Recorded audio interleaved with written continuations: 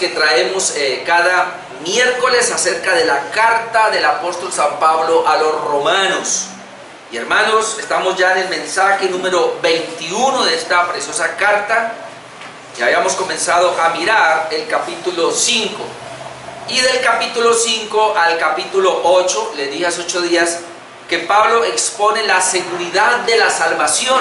Es bien interesante, por medio del Señor Jesucristo, es decir, la salvación únicamente por la gracia de Dios. Esa es la exposición que vamos a mirar, capítulo 5, versículo 1 hasta el 11. Y comenzamos a mirar hace 8 días aspectos de la salvación. Veíamos 5 aspectos de la salvación. Hoy también quiero continuar con ese tema de aspectos de la salvación, la segunda parte, donde vamos a mirar otros 5 aspectos de la salvación. Es decir, en el capítulo 5, del 1 al 11, encontramos 10 aspectos de la salvación. Es decir, qué es lo que envuelve la salvación de Dios por medio de Jesucristo. Y es lo que estamos viendo acá en estos versículos. En estos 11 versículos yo pude encontrar, tal vez usted encuentre más, algunos encuentran menos de pronto, pero yo pude encontrar 10 aspectos que involucran la salvación de Dios por medio de nuestro Señor Jesucristo. Vamos a leer entonces una vez más esos versículos, Romanos capítulo 5, versículo 1 hasta el 11, y luego entraremos en los otros aspectos. Dice: justificados pues por la fe, tenemos paz para con Dios por medio de nuestro Señor Jesucristo, por quien también tenemos entrada por la fe a esta gracia en la cual estamos firmes y nos gloriamos en la esperanza de la gloria de Dios. Y no solo esto, sino que también nos gloriamos en las tribulaciones, sabiendo que la tribulación produce paciencia, y la paciencia prueba, y la prueba esperanza, y la esperanza no avergüenza, porque el amor de Dios ha sido derramado en nuestros corazones por el Espíritu Santo que nos fue dado. Porque Cristo, cuando aún éramos débiles, a su tiempo murió por los impíos. Ciertamente apenas morirá alguno por un justo, con todo pudiera ser que alguno osara morir por el bueno. Mas Dios muestra su amor para con nosotros, en que siendo aún pecadores, Cristo murió por nosotros. Pues mucho más, estando ya justificados en su sangre, por él seremos salvos de la ira. Porque si siendo enemigos fuimos reconciliados con Dios por la muerte de su Hijo, mucho más, estando reconciliados, seremos salvos por su vida. Y no solo esto, sino que también nos gloriamos en Dios por el Señor nuestro Jesucristo, por quien hemos recibido ahora la reconciliación. Usted puede ver, hermanos, ahí hay mucho tema que tratar. Usted puede extraer cada palabra acá y obviamente se puede extender. Pero yo quiero terminar hoy esa parte para entrar en lo que la llamamos conceptos federales. Lo primero que veíamos hace 8 días, el primer aspecto es la justificación, y definíamos esto, versículo 1. Veíamos luego que gracias a esa justificación, el hombre ahora, el que es justificado, tiene paz para con Dios, versículo 1. Versículo 2 veíamos que gracias a esa paz para con Dios tenemos acceso a esa gracia de Dios, obviamente porque la gracia, hermanos, es muy grande, y aunque hemos sido salvos por gracia, entramos a la gracia de Dios y necesitamos seguir creciendo en esa gracia. Veíamos número 4, la esperanza en la gloria de Dios. Es decir, hay una esperanza que tenemos nosotros, pero esa esperanza está en la gloria de Dios. Y es muy interesante esto porque Cristo es el resplandor de la imagen y de la gloria de Dios. Y cuando está en nosotros debe resplandecer esa imagen y esa gloria de Dios también.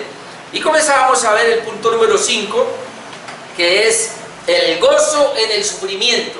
Y ahí habíamos quedado. Yo dejé ahí porque quería ampliar un poco esta parte. Pero número 5, otro aspecto de la salvación es que no solamente somos justificados, no solamente tenemos paz para con Dios, no solamente tenemos acceso a la presencia de Dios y tenemos la esperanza de la gloria, sino que también el Señor nos da por la salvación el gozo en el sufrimiento.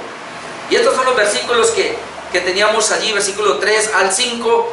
Y no solo esto dice, sino que también nos gloriamos en las tribulaciones. Nueva Versión Internacional dice, sino que también en nuestros sufrimientos, nos gozamos en nuestros sufrimientos, porque sabemos que el sufrimiento produce perseverancia. Y dice, y esa perseverancia produce paciencia, la paciencia prueba, la prueba esperanza, y la esperanza no avergüenza, porque el amor de Dios ha sido derramado en nuestros corazones por el Espíritu Santo nos fue dado. Entonces, decía yo hace 8 días que Pablo no quiere dar a entender que la salvación está libre de sufrimientos, porque esa es la idea que dan a entender lamentablemente muchos pastores hoy día, que cuando una persona está en Cristo pareciera que los problemas se van a resolver, pero no, sí se nos resuelven los problemas, el problema del pecado, el problema de la enemistad que tenemos con Dios, el problema se resuelve el problema de la enemistad que teníamos con Dios, y ahora somos enemigos del diablo y aún de los mismos impíos, porque así lo registra la Escritura. Entonces eso indica que va a haber problemas. Jesucristo dijo, si en el árbol verde hicieron todo eso, en el seco que no harán, hablando de nosotros. Y Jesucristo dijo, si a mí me han perseguido, a vosotros también los perseguirán. Y porque estamos en este mundo, hermanos, caído, entonces que no quiere nada de Dios, que no quiere nada de la palabra de Dios, un mundo impío que no quiere los principios de la palabra de Dios. Entonces cuando nosotros vamos a presentar los principios de la palabra de Dios, vamos a tener inmediatamente el rechazo de las personas que ven la Biblia como algo obsoleto, como algo fuera de moda. Entonces Pablo nos da a entender eso, y al contrario, entonces los creyentes verdaderos sufrirán por causa de Cristo, hermanos. Por lo menos en 2 de Timoteo 3:12 dice el apóstol Pablo, y también todos los que quieren vivir piadosamente en Cristo Jesús padecerán persecución. Note, todos los creyentes, pero todos quienes, todos los que quieren vivir piadosamente en Cristo Jesús. Y ahí habla de la palabra piadosamente, que viene la palabra piedad, y ahí donde lo contrario sería impíamente, o de la palabra impío. Impío es que no es piadoso, es decir, no busca a Dios. Piedad tiene que ver con buscar a Dios. Entonces todos los que quieren vivir piadosamente, pero no a su manera, sino en Cristo Jesús, que es muy importante. Los que estamos aquí queremos vivir piadosamente, pero no lo que nos enseñe la religión, no lo que nos enseñe ni siquiera un pastor, lo que nos enseñe el cura o qué sé yo, sino que es vivir piadosamente, pero en Cristo Jesús. Esa gente dice que padecerá persecución. Entonces, hermanos, la persecución en la Biblia aparece, y obviamente nosotros tenemos que llegar a esa comprensión. Yo le leí hace 8 días lo que dice este comentarista Douglas Moo, y se lo quiero volver a leer. Él decía en cuanto a esta parte, dice: la clave está en el modo en que respondemos a las difíciles pruebas que nos sobrevienen. Es decir, el punto es cómo voy a responder a estas dificultades, a estas pruebas. Dice que hemos de reconocer que Dios las utiliza para producir perseverancia en nuestras vidas, lo cual a su vez produce carácter. Es el propósito entonces de las pruebas, de las dificultades.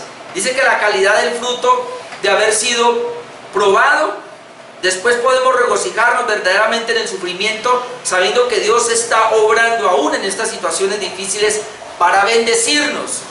Muchas personas creerán que no, pero las pruebas, las dificultades es para bendecirnos. Dios quiere sacar un provecho de ellas, y que paradójicamente el sufrimiento puede de hecho llevar a la esperanza. Del mismo modo que cuando se opone resistencia a un músculo, este se fortalece, también los desafíos a nuestra esperanza pueden fortalecer esa esperanza. Entonces, bien interesante que esa es la idea. Entonces el punto aquí es qué hacer cuando nos encontramos en dicho sufrimiento, dado que la Biblia registra que vamos a padecer como cristianos. Bueno, el texto dice, y no solo esto, sino que también nos gloriamos en las tribulaciones. Otro texto diría, nos regocijamos en las tribulaciones, o nos gozamos en las tribulaciones. Entonces Pablo está diciendo, bueno, si es cierto que por ser creyentes, por ser justificados, por tener paz con Dios, por tener acceso a la presencia de Dios, por esperar en la gloria de Dios, entonces Dios nos ha dado a nosotros la capacidad de gozarnos en medio de las dificultades, en medio de las tribulaciones. Y esto es bien interesante porque eso fue lo que Jesús nos enseñó en Mateo 5:12, que habla de las bienaventuranzas. Mateo 5:10 y 12 leemos lo siguiente. Dice Jesús: bienaventurados los que padecen persecución por causa de la justicia. Pero ¿cómo? La palabra bienaventurado es dichoso, feliz. ¿Cómo puede ser una persona dichosa la que padece persecución? Obviamente aquí dice que es por causa de la justicia. Dice, porque de ellos es el reino de los cielos. Ahora esto ya comienza a mostrarnos algo. Jesús dice, bienaventurados los que padecen persecución, obviamente por causa de la justicia. No es persecución porque hicimos lo malo, como diría Pedro luego, sino por causa de vivir una vida justa. Si tú y yo, por causa de ser justos o de vivir una vida justa, vamos a tener persecución, entonces dice, somos bienaventurados porque de ellos es el reino de los cielos. Y ya uno entonces comienza a entender, hermanos, que entre más justos seamos, caminemos en justicia, mientras más integridad desarrollemos, mientras más santidad manejemos, mientras más conozcamos la palabra de Dios y procuremos vivir de acuerdo a la palabra, ya entendemos entonces que vamos a tener mayor persecución. Pero dice la Escritura, de ellos es el reino de los cielos. Bienaventurados sois cuando por mi causa, dice Cristo, os vituperen y os persigan y digan toda clase de mal contra vosotros mintiendo. Note, dice que nos van a vituperar, nos van a perseguir, van a decir toda clase de mal contra nosotros, van a decir mentiras, pero sois bienaventurados. ¿Por qué?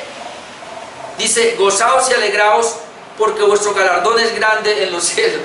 No solamente dice que vamos a entrar al cielo, sino que nuestro galardón es grande en los cielos, porque así persiguieron a los profetas que fueron antes de vosotros. Lo que Jesús está diciendo es sencillo.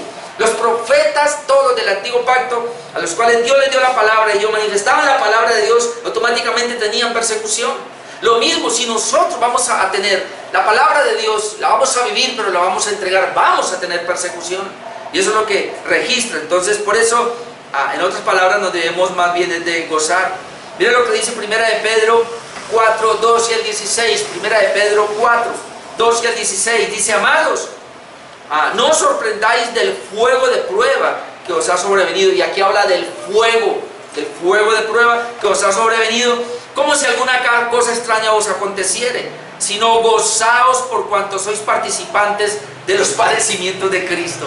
Y otra vez, gocémonos cuando están las dificultades, las pruebas por causa de la palabra, porque dice que de esta manera estamos demostrando nuestra participación en los padecimientos de Cristo, para que también en la revelación de su gloria os gocéis con gran alegría. Y luego mire lo que dice, si sois vituperados por el nombre de Cristo, sois bienaventurados porque el glorioso Espíritu de Dios reposa sobre vosotros. Algo más. Si yo soy vituperado por causa de Cristo, debo gozarme, porque eso indica que el Espíritu de Dios mora en mí. Así que uno puede decir, hermano, y esto ya es fuerte, pero una persona que diga que es creyente y no está siendo perseguida, y el asunto es que la persecución puede comenzar en la misma casa. Amén. Con la misma familia, con los mismos cónyuges, con los mismos hijos, con los que estén allí adentro, y luego se va extendiendo hacia afuera. ¿Por qué así? Porque el Señor dijo, yo no he venido a traer paz, sino a traer división. Amén. Y la división viene precisamente porque alguien quiere vivir una vida más acorde a la palabra de Dios y quizás el otro no. Y entonces ahí va a haber conflicto. Siempre que yo tuve conflictos con mis hijas y cuando estaban viviendo postradas conmigo era precisamente eso, porque queríamos nosotros que ellas se acomodaran, se ajustaran a lo que la palabra de Dios dice, pero ellas querían otra cosa, y entonces ahí estaba el conflicto, y siempre lo va a haber. Luego dice acá, ciertamente de parte de ellos Él es blasfemado por el mundo, pero por vosotros es glorificado. Así que, esto es importante, ninguno de vosotros padezca como homicida o ladrón o malhechor o por entremeterse en lo ajeno. Es decir, el padecimiento no es por hacer algo malo, eso no tiene sentido. Pero dice, pero si alguno padece como cristiano, no se avergüenza, sino glorifica a Dios por ello. Y el mismo Pedro, pero ahora el capítulo 1, versículo 3, porque esto es impresionante. Mira lo que él dice en el capítulo 1, versículo 3. Bendito el Dios y Padre de nuestro Señor Jesucristo, que según su grande misericordia nos hizo renacer para una esperanza viva. Está hablando otra vez de los aspectos de la salvación, por la resurrección de Jesucristo de los muertos, para una herencia incorruptible, incontaminada e inmarcesible, reservada en los cielos para vosotros. Vosotros que sois guardados por el poder de Dios mediante la fe, para alcanzar la salvación que está preparada para ser manifestada en el tiempo postrero.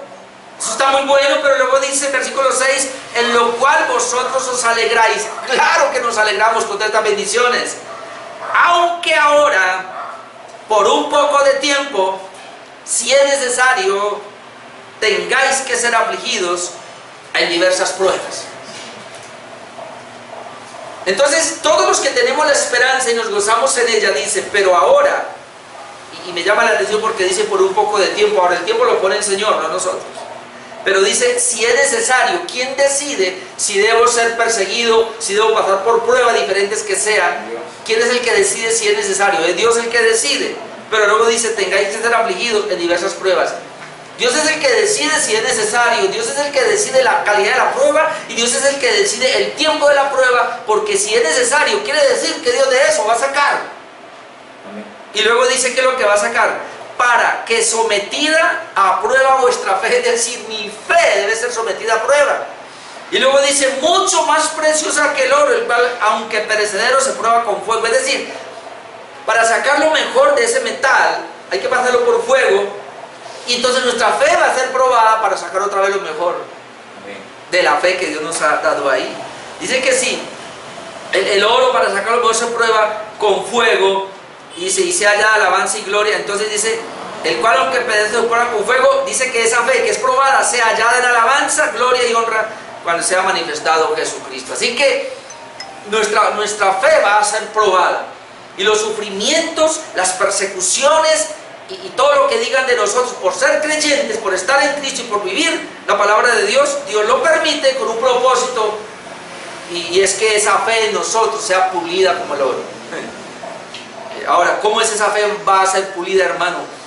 Cuando más y más vamos a estar más fuertes, nos vamos a sostener más en el Señor, independientemente de lo que pase, mi amado hermano. Y como yo le he dicho aquí, así se baje todo el mundo, nosotros debemos estar fieles y permanecer fieles ahí. Esa es la prueba que Dios nos da. En Santiago 1, 2 al 5 también encontramos un texto bien interesante que dice, hermanos míos, tened por sumo gozo cuando os halléis en diversas pruebas. Sumo gozo, es decir, tenga el gozo más alto. Es que es impresionante, pero nosotros todavía no hemos alcanzado a comprender la dimensión de las pruebas. Por eso cuando nos llega una, nos afligimos. Llamamos a todo el mundo a que ore por nosotros y quisiéramos salir rápido de ella. Pero ¿por qué estos textos nos dicen otra cosa? Nos dicen que debemos gozarnos cuando nos hallemos en diversas pruebas. La palabra diversa aquí es varias pruebas y de todo calibre. ¿Por qué debo yo gozarme? Dice, sabiendo que la prueba de vuestra fe produce paciencia. La prueba que tiene que ver con el desarrollo de tu fe te va a llevar a una paciencia. Mas tenga la paciencia su obra completa. Me llama la atención esto, porque si hay un tiempo para desarrollar la paciencia, dice que debe tener su obra completa. Es decir, hermano, y esto es impresionante, si Dios me permite a mí una prueba, y para que se cumpla el propósito de Dios de esa prueba y desarrollar paciencia, si el Señor determina que son 8 días, serán 8 días. Si es un mes, será un mes. Si es un año, es un año. Entonces ahí está el peligro de ponerme a orar, Señor, quita esto de mí. Bueno, inicialmente uno puede orar así, Señor, pero luego, Señor, más hágase tu voluntad. Siempre es eso. Y llegar a la presencia de Dios hasta un momento de decirle, pero ¿por qué me estás permitiendo esto, Señor? ¿Qué vas a sacar en mí? ¿Qué quieres? Y entonces ahí es donde el Señor va a comenzar a hacerlo, a trabajar. Por eso dice, sabiendo que la prueba de vuestra fe produce paciencia, mas tenga la paciencia su obra completa, para que seáis perfectos y cabales. Mira donde el Señor apunta, a que crezcamos en esa perfección, seamos cabales sin que os falte cosa alguna. Y luego dice el texto, y si alguno de vosotros tiene falta de sabiduría, pídala a Dios, el cual da a todos abundantemente y sin reproche, y les será dada. ¿Por qué está ese versículo ahí? Si alguno tiene falta de sabiduría, hermano, porque en el momento de la crisis y de la prueba, a veces somos como torpes, y necesitamos ahí pedirle a Dios sabiduría. ¿Qué voy a hacer con esta situación? ¿Cómo me voy a mover? ¿Debo moverme? ¿No debo moverme? ¿Qué debo hacer? ¿Debo hacer o no debo hacer? Necesito la sabiduría de Dios en ese conflicto, en esa dificultad. Entonces, hermanos, como vemos, las pruebas son una bendición. Muchos quisieran huir de las pruebas, pero nos estamos dando cuenta acá. Las pruebas o padecimientos dan mayor seguridad en cuanto a la salvación. Y me quedé ahí. Quiero terminar ahí rápido. Romanos 8, 35 y 39 nos dan a entender, hermanos, y ese es el punto acá, la seguridad de la salvación que tenemos. Y las pruebas antes lo que hacen es que nos fortalecen más. Las dificultades que tengamos, Romanos 8:35, mire, ¿quién nos separará del amor de Cristo? Y luego comienza a hablar, tribulación, o angustia, o persecución, o hambre, o desnudez, o peligro, o espada, o que no hay gas. No, dice, como está escrito, por causa de ti somos muertos todo el tiempo. Somos contados como ovejas de matadero. Y miren lo que dice aquí, antes, en todas estas cosas, que son pruebas para nosotros, somos más que vencedores por medio de aquel que nos amó. ¿Cuándo es que yo soy más que vencedor? ¿Cuándo yo puedo sostenerme en medio de todas estas pruebas que están llegando? Y luego sigue diciendo, por lo cual, mires lo que dice Pablo, esto es impresionante, estoy seguro, y ojalá nosotros también, por lo cual estoy seguro de que ni la muerte, ni la vida, ni ángeles, ni principados, ni potestades, ni lo presente, ni lo porvenir, ni lo alto, ni lo profundo, y note acá, ni ninguna otra cosa creada nos podrá separar del amor de Dios que es en Cristo Jesús, Señor nuestro. Es decir, y me llama la atención esta última parte porque dice ninguna otra cosa creada. Y yo pensaba en eso, bueno Dios, tú eres el creador y está lo creado. En otras palabras, el diablo fue creado, los demonios fueron creados, los hombres fueron creados, los animales fueron creados, todo el universo fue creado por Dios. Nada de eso me podrá separar del creador, del amor de Dios. No hay nada. Cuando uno ve personas entonces desfalleciendo, queriendo tirar la toalla, ¿qué pasó? ¿En qué estaban confiando? Estaban confiando en esa iglesia, estaban confiando en ese pastor, estaban confiando en ese ministerio, estaban confiando en ellos mismos, en lo que hacían, o estaban confiando en Dios. Porque cuando estamos confiando en Dios, hermano, no hay nada que nos pueda separar del amor de Dios. Amén. Pero yo siempre he dicho, así se raje todo el mundo, nosotros no. Porque recuerde cuando hablábamos hebreos, se para de decir, porque nosotros no somos de los que retroceden para perdición, sino de los que tienen fe para preservación del alma. Termino ese punto mencionando un poquito al pastor MacArthur. Él dijo lo siguiente: esto es así porque las tribulaciones contribuyen a la bendición en el presente y a la gloria definitiva en el futuro. Me llamó la atención eso. Las tribulaciones contribuyen a una bendición en el presente, pero también hacia el futuro. Entonces, bienvenida a las pruebas, hermano. Bienvenida a las aflicciones. Punto número 6, aquí, otro aspecto. Todavía estamos en el versículo 5, el amor de Dios. Ahí no me demoro mucho. El amor de Dios, entonces, dice el versículo 5, y la esperanza no avergüenza, porque el amor de Dios ha sido derramado en nuestros corazones por el Espíritu Santo que nos fue dado. Hay dos aspectos que quiero resaltar: el amor de Dios y la recepción del Espíritu Santo. Pero vamos con el amor de Dios. Nueva Versión Internacional dice, y esta esperanza no nos defrauda, porque Dios ha derramado su amor en nuestro corazón por el Espíritu Santo que nos fue dado. Tremendo, Dios ha derramado. Y hay quienes dicen que ese derramar del Espíritu Santo es muy parecido a Hechos capítulo 2, cuando el Espíritu Santo vino sobre toda carne, que fue derramado. Y que eso es lo que está diciendo a los creyentes. Los creyentes entonces hemos sido justificados. Los creyentes tenemos paz para con Dios. Los creyentes tenemos acceso a Dios. Los creyentes nos gloriamos en la esperanza. Los creyentes nos gozamos en las tribulaciones. Y dice aquí, los creyentes, hermanos, hemos recibido el derramamiento del amor de Dios en nuestros corazones. Dios ha derramado su amor hasta desbordar. El amor de Dios nos ha sido dado, nos ha sido derramado en el corazón. Es decir, el hombre no tiene amor a menos que Dios se lo dé. Y esto es muy importante que lo entendamos, porque el amor que se profesa hoy día de un mundo caído y personas no regeneradas, es decir, impíos o no creyentes, ese amor no es el amor de Dios. Es un amor humano corrupto, es un amor hipócrita y es un amor egoísta, egocéntrico, pero no es el amor de Dios. En cambio, el creyente, el que ya fue justificado y que está teniendo todas estas bendiciones, como dice el apóstol Pablo acá, ha recibido el amor de Dios, pero en derramamiento, lo ha derramado.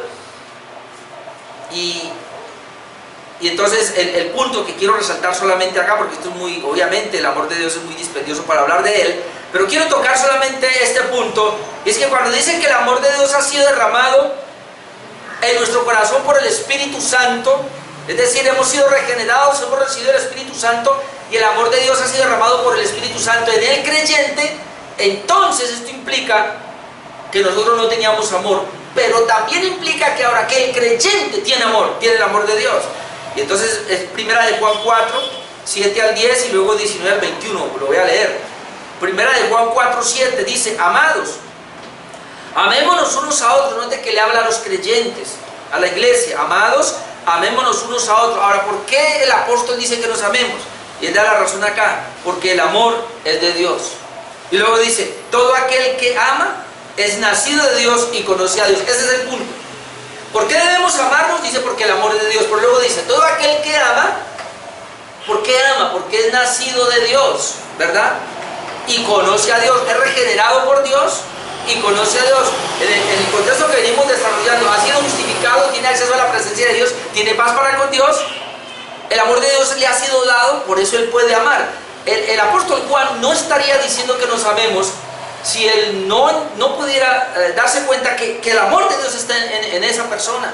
Si él dice que nos amemos los unos a los otros, hermano, es porque el amor de Dios está en nosotros. Así que no se le puede ordenar a un impío que ame. Él no puede amar porque no tiene amor. ¿Y por qué? Sigamos leyendo, versículo 8. El que no ama no ha conocido a Dios. Entonces el que ama ha conocido a Dios. El que no ama no ha conocido a Dios, porque Dios es amor. Luego dice, en esto se mostró el amor de Dios para con nosotros. ¿Cómo? En que Dios envió a su Hijo unigénito al mundo para que vivamos por Él. ¿Para qué vino Cristo al mundo? Para salvarnos, obviamente, pero aquí dice, para que vivamos por Él. Es decir, Cristo no vino solo para salvarnos, sino para que nosotros ahora viviéramos por Él. Pero dice el verso 10, en esto consiste el amor. No en que nosotros hayamos amado a Dios, sino en que Él nos amó a nosotros y envió a su Hijo en propiciación por nuestros pecados. Tenga ese texto ahí, propiciación, para el final. Pero mire lo que dice, en esto consiste el amor. No en que nosotros hayamos amado a Dios, tú y yo no amábamos a Dios. Pero ¿en qué consiste el amor? En que Él nos amó a nosotros. ¿Y cómo? Enviando a su Hijo a morir en la cruz por nosotros. Si el amor de Dios entonces consiste en que Él envió a su Hijo, en que Él nos amó primero, ¿y cómo nos amó? Enviando a su Hijo a morir por nosotros. Yo sé que esto es duro, pero esto quiere decir entonces que aquellos por los cuales Cristo no murió, el Señor no los ama. O los ama diferente, los ama como criaturas. No los ama con un amor salvífico. No los ama como su pueblo para tenerlos en su gloria. No los ama. No los ama. Es más, ahora vamos a ver que la ira de Dios está sobre ellos. Pero entonces aquí dice, en esto consiste el amor, en que no en que nosotros hayamos amado a Dios, sino en que Él nos amó a nosotros. ¿De qué manera? Envió a su Hijo a propiciación por nuestros pecados. Ahora dice, verso 19, nosotros le amamos a Él porque Él nos amó primero. ¿Por qué tú amas a Dios? Porque Él te amó primero. ¿Y cómo te amó? Dando a su Hijo. No hay otra manera, hermano. El creyente entonces debe amar a Dios porque Dios lo amó primero, pero no le exijamos a un inconverso que ame a Dios porque no lo puede hacer. Al inconverso hay que predicar el evangelio y decirle que se arrepiente y crea, no más. No hay que decirle que haga eso porque él no va a poder. No hay que decirle que guarde la palabra porque no la puede guardar. Es que mucha gente, eso es lo que hace. Muchos pastores y muchos inclusive evangélicos van a evangelizar y traten de decirle a las personas, no, si usted mire, trate de guardar la palabra, trate de esto. ¿Por qué? Él no puede. Está muerto espiritualmente. Él no tiene el amor de Dios. Tú y yo podemos porque tenemos el amor de Dios en nosotros. Si no, no pudiéramos tampoco. Amén. Nosotros le amamos a Él porque Él nos amó primero. Si alguno dice yo amo a Dios, note, y aborrece a su hermano, es mentiroso. Pues el que no ama a su hermano, a quien ha visto, ¿cómo puede amar a Dios a quien no ha visto? Y nosotros tenemos este mandamiento de Él: el que ama a Dios, ame también a su hermano. Otra vez, ¿por qué podemos amar a nuestro hermano? Porque amamos a Dios. ¿Por qué podemos amar a Dios a nuestros hermanos? Porque Dios nos amó primero y derramó su amor en nuestros corazones. Oh, hermano, pensemos en eso. Un aspecto de la salvación, una bendición de la salvación es que Dios, por el Espíritu Santo, derramó su amor en nuestros corazones. Entonces, ¿por qué no va a haber amor?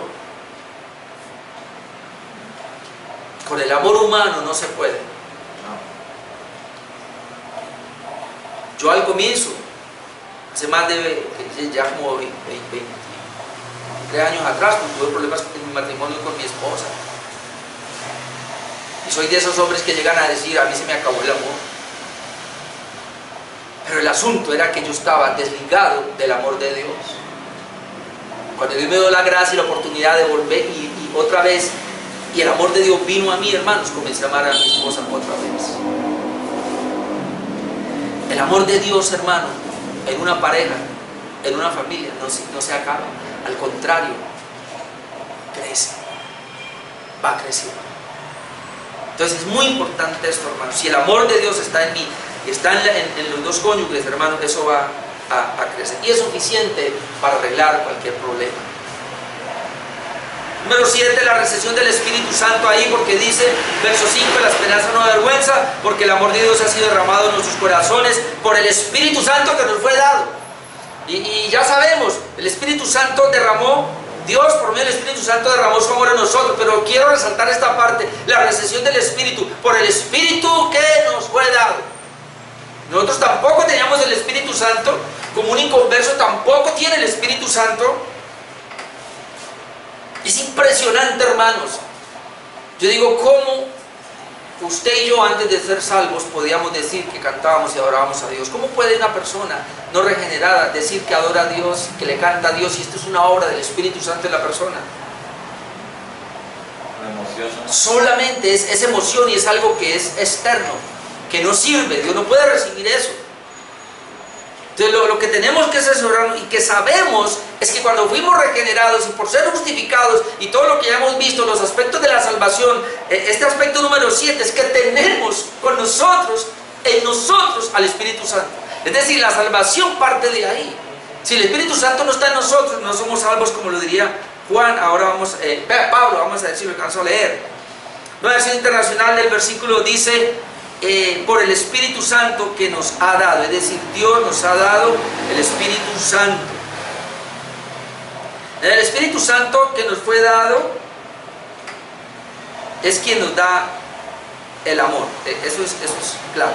Voy a leer dos textos un poquito largos. Primero Efesios 1:13 al 14, Efesios 1:13, que dice, en Él también vosotros, porque esto es, así es que recibimos al Espíritu Santo, habiendo oído la palabra de verdad, el Evangelio de vuestra salvación y habiendo creído en Él.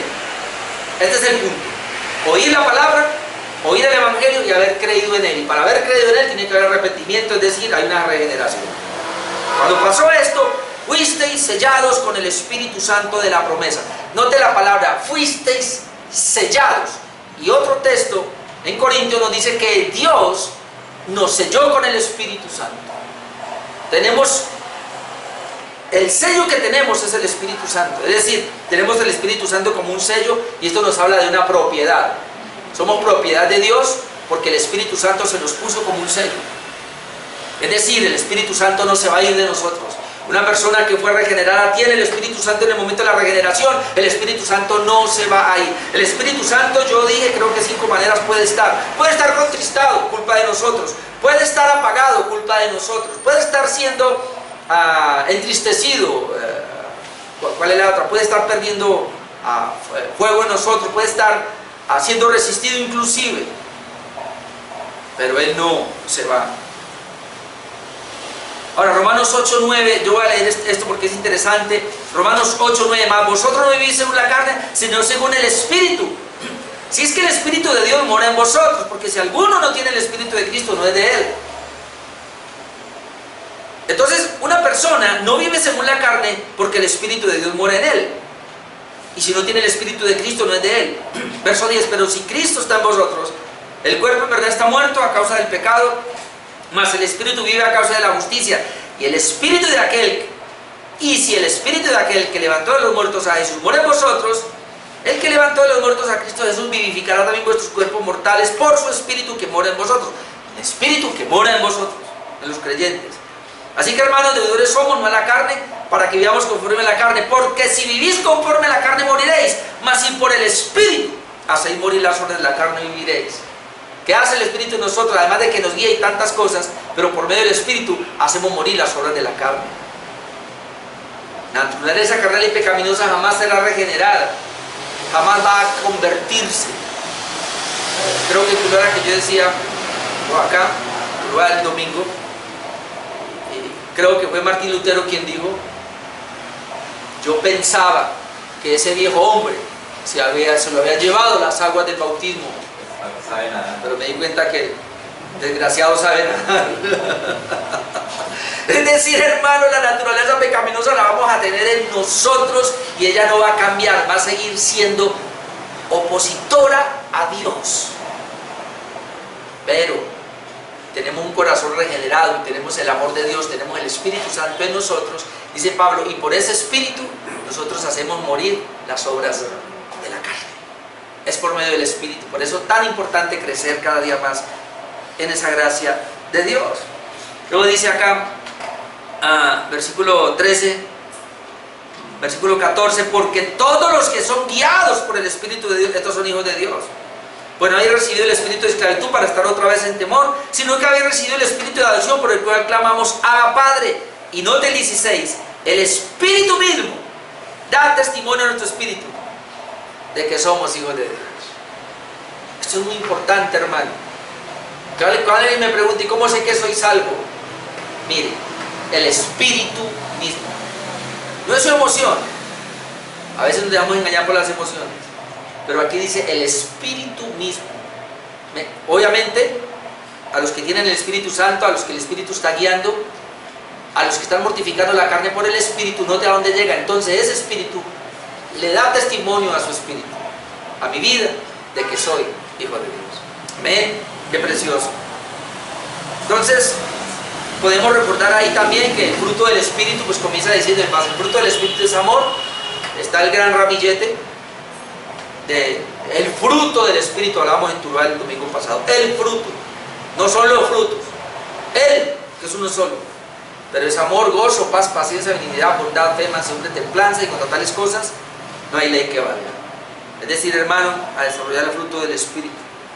También se nos habla de ser llenos del Espíritu Santo, y quiero traer esto a colación porque ser llenos del Espíritu Santo es ser llenos de la palabra de Dios. Voy a tomar estos dos pasajes paralelos para que veamos, porque de aquí se ha hecho obviamente mucha enseñanza equivocada. Efesios 5:18, y lo vamos a comparar con Colosenses 3:16 para que veamos la llenura del Espíritu. Ya que si el Espíritu Santo nos ha sido dado, debemos ser llenos de Él constantemente. Dice Efesios 5:18, no os embriaguéis con vino, lo cual hay disolución, antes bien sed llenos del Espíritu Santo. Y la idea aquí es ser llenos, es que sea controlado por el Espíritu Santo. Pero luego dice, ¿cómo? Esto es lo que hay que mirar, porque sea lleno del Espíritu Santo no es que vaya y le ponga las manos a alguien más, no, o que se deje soplar por alguien, no.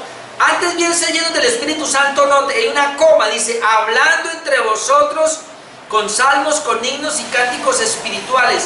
¿Cómo es que yo soy lleno cuando hablo? ¿Y qué hablo en las canciones, en los salmos, en los himnos y los cánticos espirituales? ¿Qué hablo? La palabra de Dios.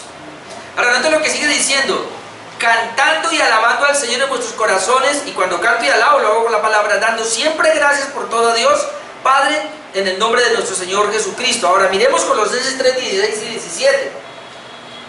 En Colosenses 3:16 y 17 es el mismo texto, y Pablo está diciendo lo mismo, pero ahora ya no está el Espíritu Santo, sino la palabra. Por eso dice el 16, la palabra de Cristo mora en abundancia en vosotros. Y luego dice, enseñándoos y exhortándoos unos a otros en toda sabiduría, cantando con gracia en vuestros corazones al Señor, con salmos, himnos y cánticos espirituales. Note que es lo mismo, y todo lo que hacéis, sea de palabra o de hecho, hacedlo todo en el nombre del Señor Jesús, dando gracias a Dios Padre por medio de Él. Es el mismo pasaje, pero uno no dice Pablo que sea lleno del Espíritu, otro dice que sea lleno de la palabra. Donde nosotros llegamos a la comprensión que la manera de ser llenos del Espíritu Santo es llenándonos de la palabra. No hay otra manera. Entonces imagina lo que Jesucristo le dijo a los apóstoles, yo me voy, pero os enviaré el Espíritu Santo, y cuando Él venga, además de convencer al mundo de justicia, de pecado y de juicio, dice, ¿sabe qué va a pasar? Él los va a recordar y les va a enseñar todo lo que yo les dije. Cuando el Espíritu Santo nos enseña a nosotros la palabra, estamos siendo llenos de Él. No porque la palabra sea el Espíritu Santo, para nada, porque algunos nos acusan de esa manera. No, el Espíritu Santo es una persona, pero Él fue dejado en nosotros para ayudarnos a tomar toda la palabra y hacer que se cumpla en nuestras vidas. Así que, hermanos, si usted quiere ser lleno del Espíritu Santo, obviamente, además de orar y tener comunión con Él, debe tener comunión con la palabra de Dios. Número 8, la muerte de Jesús por los pecadores, versículos 6 al 8. Otro aspecto de la salvación es la muerte de Jesús por los pecadores, porque ahí está, obviamente que este es un resumen de lo que ya vine diciendo, porque Cristo cuando aún éramos Romanos 5:6, Porque Cristo, cuando aún éramos débiles, a su tiempo murió por los impíos. Ciertamente apenas morirá alguno por un justo, con todo pudiera ser que alguno osara morir por el bueno. Mas Dios muestra su amor para con nosotros. Vuelve a hablar del amor de Dios, en que siendo aún pecadores, Cristo murió por nosotros. Ahora déjeme, yo le leo la Nueva Versión Internacional y voy a aclarar un poco ahí. Dice: la verdad, como éramos incapaces de salvarnos. Llama la atención esto. Como éramos incapaces de salvarnos, en el tiempo señalado Cristo murió por los impíos. En el tiempo señalado, como dice Gálatas, en el tiempo preciso, Cristo murió por los impíos. Luego dice: difícilmente habrá quien muera por un justo, aunque tal vez haya quien se atreva a morir por una persona buena, puede ser.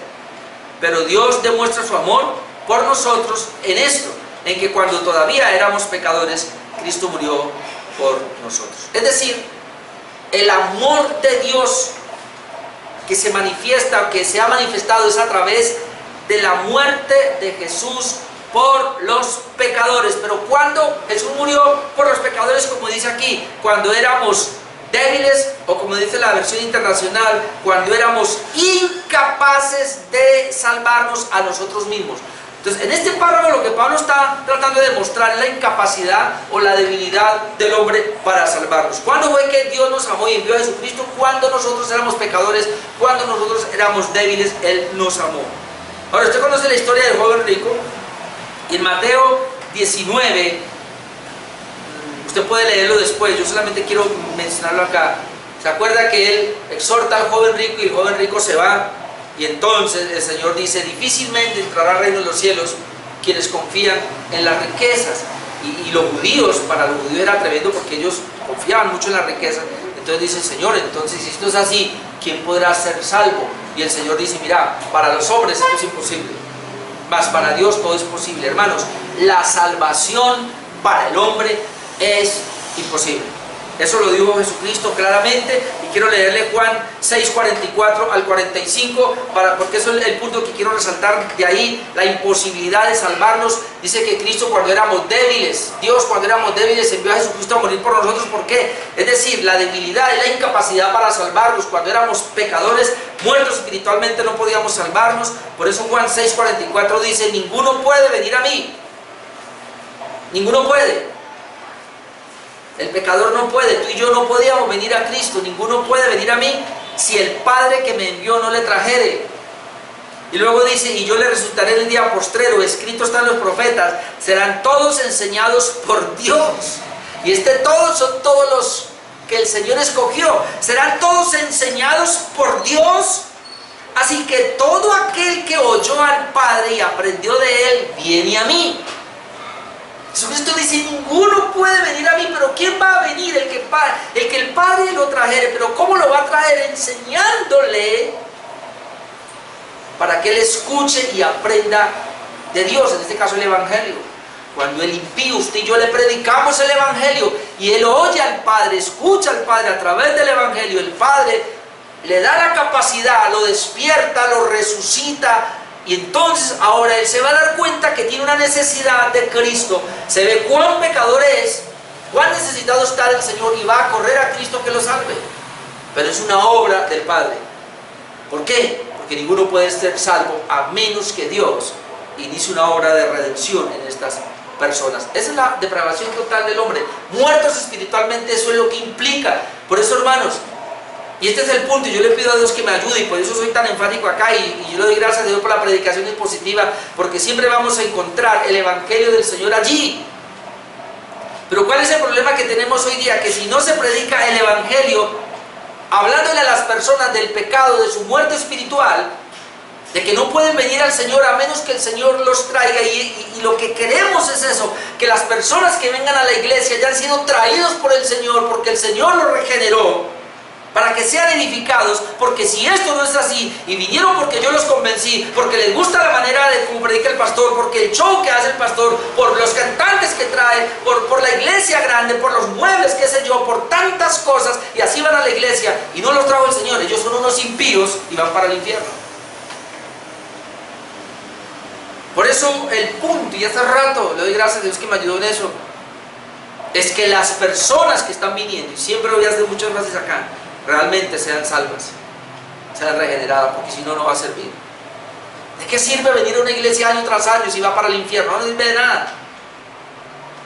Por eso es muy importante, hermano, comprender esto. Dios es el que hace la obra. Por eso estos aspectos de la salvación son importantes, muy importantes. El pastor MacArthur dice aquí lo siguiente: puesto que sabía que sus lectores requerían saber más acerca de la cualidad y el carácter del amor divino que los llenaba, Pablo les recuerda la más grande manifestación del amor de Dios en toda la historia, quizás en toda la eternidad, porque Cristo, cuando aún éramos débiles, a su tiempo murió por los impíos, mientras que los hombres eran absolutamente débiles y totalmente incapaces de acercarse a Dios por sí mismo.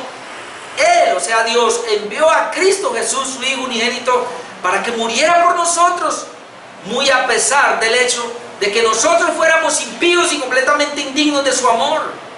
Cuando nosotros carecíamos de poder para escapar de nuestro propio pecado, sin poder para escapar de la muerte, sin poder para resistir a Satanás y sin poder para agradar a Dios en cualquier forma, de manera totalmente asombrosa e inesperada, Dios envió a su propio Hijo a morir en nuestro lugar. Precioso esto, hermanos. Estamos aquí por la obra del Hijo, nada más. No porque tú y yo hicimos algo. Dios hizo todo a través del Hijo, y es a través del Hijo y del Espíritu que hace todo en nosotros. Por eso la importancia de predicar el Evangelio a todo el mundo. Si no oyen, problema ya de ellos. Si oyen y el Señor los trata, los convence el Espíritu Santo de justicia, de pecado, de juicio, entonces ellos van a poder venir. Y si no, no. Ahora, esto nos habla del amor de Dios por los pecadores al enviar a su Hijo a morir por ellos. Y la mayor evidencia de que la salvación no se pierde es que Él la ganó por nosotros y Él la guarda por nosotros. Si ven que la salvación es de Dios de principio a fin, y por eso podemos estar seguros, y es lo que está tratando de hablar Pablo, y lo que va a hablar de Romanos 5 al 8, de que la salvación es imposible de que se pierda, porque podemos perseverar en la salvación. Filipenses 1:6 dice: estando persuadido de esto, que el que comenzó en vosotros la buena obra, la perfeccionará hasta el día de Jesucristo. ¿Quién comienza la buena obra en nosotros de salvación? Dios, por medio del Espíritu Santo, por la obra de Cristo. ¿Quién la va a perfeccionar hasta que venga Cristo? Él mismo. Nosotros no. Nosotros no podemos perfeccionar absolutamente nada. No es nuestro esfuerzo. ¿Cómo lo hace? Él lo hace a través de lo que produce en nosotros. El querer como el hacer por su buena voluntad. Él produce en nosotros deseo de buscarlo, produce en nosotros deseo de estudiar la palabra, produce en nosotros deseo de congregarnos, de buscarle, de santificarnos, de caminar, de resistir a las tentaciones. Él produce eso en nosotros, no somos nosotros. El Evangelio no es humanista, es de pura gracia. Y eso es lo que tenemos que entender. Número 9, la propiciación. Voy rápido acá. Es otro punto, dice el versículo 9, pues mucho más estando ya justificados en su sangre, lo hablamos en la primera parte, por él seremos salvos de la ira. Y esta palabra seremos salvos de la ira me habla de la propiciación. Nueva versión internacional. Y ahora que hemos sido justificados por su sangre, con cuánto más razón por medio de él seremos salvados del castigo de Dios. Nuestra posición entonces legal ante Dios es la justificación, pero por la propiciación. Quiero definir un poquito propiciación acá, porque cuando hablamos de la ira de Dios, que somos salvos de la ira de Dios, entonces entendemos que Él fue propicio a nosotros. Y voy a leer aquí lo de la propiciación. Dice, la palabra propiciación aparece en 3 versículos nomás. En el Nuevo Testamento, Romanos 3:25, ya lo habíamos tocado, propiciación. Primera de Juan 2:2, Él es la propiciación. Y primera de Juan 4:10, que fue el que acabamos de leer ahora rato. Él es la propiciación por todos nuestros pecados. En cada caso la palabra se utiliza para expresar la gracia de Dios que permite que el sacrificio de Jesús sea el medio por el cual nuestros pecados pueden ser perdonados. Propiciar es apaciguar la ira de Dios y evitar el castigo por su ira. Propiciación es de propiciar, que es apagar o apaciguar la ira de Dios y evitar el castigo por su ira. Es decir, Dios está irado contra el pecador, dice la Escritura, todos los días. Pero como Él a nosotros nos justificó, y Él se murió de una manera sacrificial por nosotros, fue nuestro sustituto, Él fue propicio por nosotros, es decir, Él apaciguó la ira de Dios. Dios ya no está irado contra nosotros, hermano. Dios está irado contra el pecador, pero contra nosotros no, porque legalmente la justificación implica que nosotros ya se pagó la deuda por nuestros pecados. Entonces fuimos propicios a Él, es decir, la ira de Dios ya no está sobre nosotros. Esa ira que tenía que ser enviada, que va a enviar, obviamente, en el infierno, y que tenía que ser enviada hacia nosotros, fue quitada, hermanos. Y número 10, para terminar, regálenme 5 minutos ahí, a lo último, la reconciliación. Otro aspecto de la salvación, número 10, la reconciliación. Ya lo habíamos tocado un poco en el versículo 5, pero vamos otra vez acá. Versículo 10 y 11.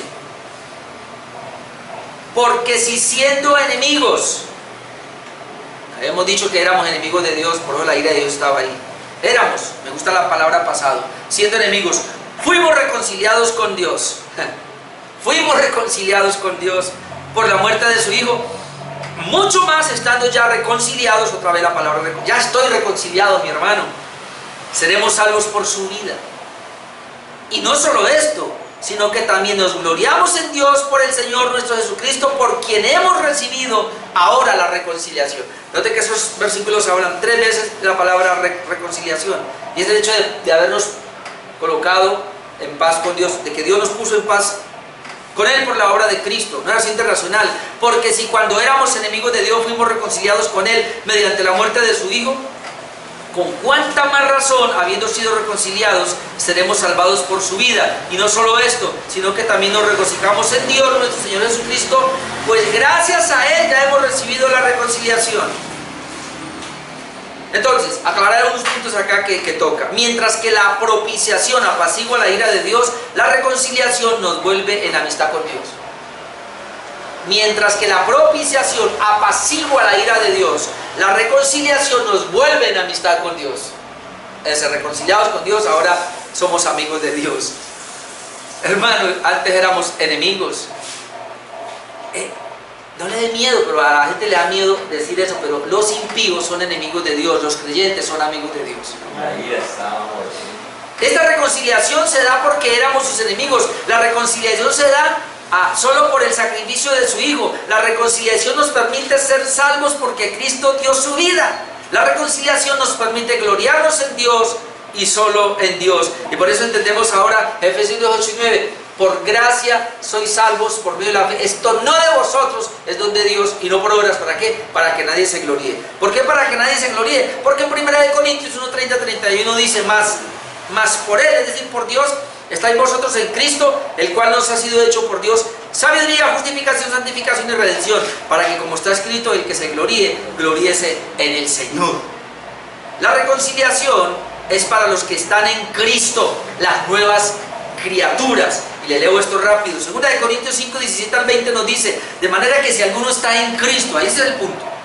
Si alguno está en Cristo, nueva criatura es. Si no está en Cristo, no puede ser nueva criatura. Las cosas viejas pasaron y aquí todas son hechas nuevas. Y dice, y todo esto proviene de Dios, quien nos reconcilió consigo mismo por Cristo. Y nos dio el ministerio de la reconciliación, que Dios estaba en Cristo reconciliando consigo al mundo. No tomaron en cuenta a los hombres sus pecados.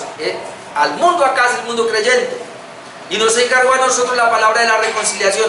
Así que somos embajadores en nombre de Cristo, como si Dios rogase por medio de nosotros, os rogamos en nombre de Cristo, reconciliados con Dios. Y termino con lo que dice el comentarista Douglas Moo. Comencé con él y termino con él esta parte. Y él dijo lo siguiente: con cuánta más razón, concluye Pablo, podemos estar seguros de que Dios completará su obra salvándonos de la ira en el día final. Reconciliar a pecadores rebeldes con Dios es un sorprendente acto de amor. Ahora que ha hecho esto, sugiere Pablo, podemos estar absolutamente confiados de que hará lo que es, en ese sentido, más fácil, a saber, librar de la ira personas a quienes Dios ya ha reconciliado consigo. Es decir, nos declara inocentes y nos absuelve del castigo que merecemos por nuestros pecados. Si Dios ya nos salvó y quitó la ira, hermanos, obviamente podemos estar confiados que cuando Él venga a manifestar, porque Él viene a juzgar a los vivos y a los muertos, y Él viene, dice que con ira, si ya fuimos salvos acá, allá también seremos salvos, hermano. Por eso me llama la atención, es decir, nos declara inocentes y nos absuelve del castigo que merecemos por nuestros pecados. Fuimos libres del castigo que merecemos por nuestros pecados, porque Cristo fue propicio a nosotros, calmó la ira de Dios y por eso nos reconcilió. Amén. Amén. Qué precioso estos 10 aspectos de la salvación, así como corriendo un poquito, pero nos ayuda a ampliar un poquito más lo que significa la muerte de Jesús por nosotros. Amén. Vamos a orar.